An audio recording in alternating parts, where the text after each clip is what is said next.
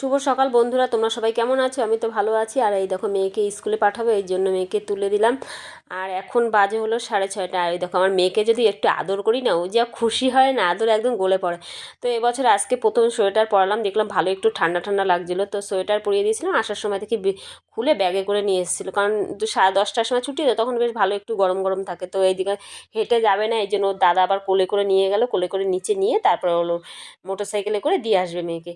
তো দিয়ে চলে এসেছিলো। তারপর আবার যেই নিয়ে আসতে গেছে, তখন ছেলেকে বললাম কি আসার সময় একটু পাউরুটি আনিস, কারণ রোজ রোজ তো রুটি করি, আজকে ভাবলাম কি একটু ডিম টোস্ট বানাবো, এর জন্য ওকে পাউরুটি আনতে দিলাম।